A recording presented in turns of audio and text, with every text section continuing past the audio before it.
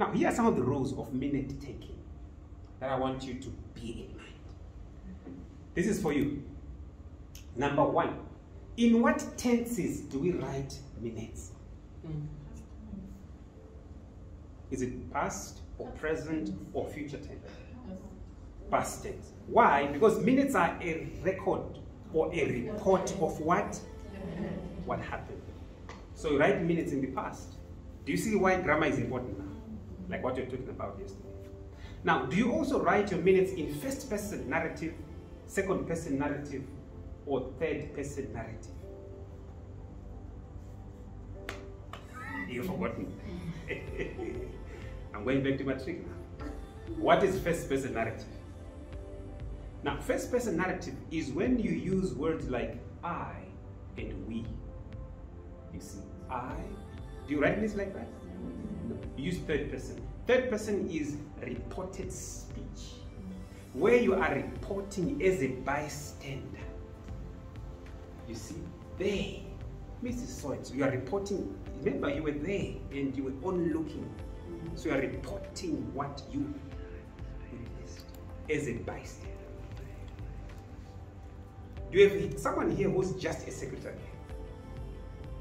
Now, are you allowed to contribute in a meeting if you're just a secretary? Are you allowed?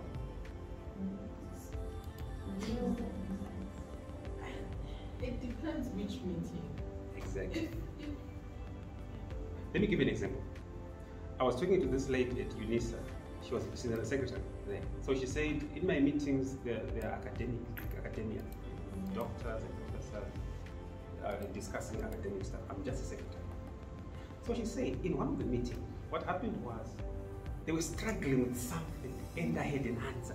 I had an answer. Then I raised my hand.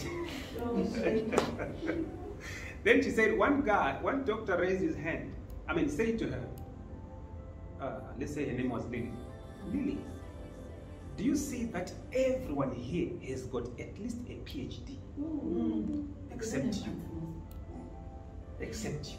What do you think you can tell us that we don't know? She said, from that moment, even when I have an answer, I will never contribute. So my answer to you is, whether you contribute or not depends on your relationship with the committee. You see, there are some bosses, some managers who don't have a problem with that. You see, they treat you as an equal. You also have ideas. You see, remember, a degree is just a point of reference.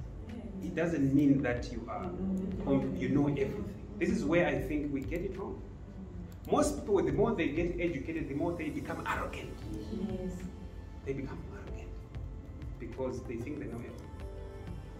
So, guys, I know some of you are studying, but the high goal, remain humble. Remain humble. You might have a huge position, you might have huge academics, but remain humble because you don't know everything, especially in this fourth industrial revolution. What I've often seen is that people who are well clued with technology now, they're youngsters. Youngsters. Do you know that your 15-year-old son, that one, knows more about technology more than you do? Yes. But he's not done with high school. He's clued up. Don't just say, because I'm older than you, I know everything. No. There are times where you have to ask, what do I do here? What do I do here? And then they give you an idea. You see, there are so many things that they know that you don't know. I know in this office, especially in government, there are bosses there with big bellies. They have got gadgets that they can't use. They don't even know how to use them because they don't want to ask. Do you get it? They don't know how to use them.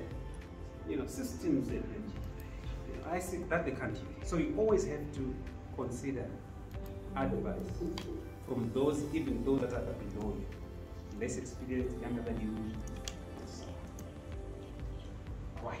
So you write them in third person narrative. Minutes must be accurate, brief, and clear.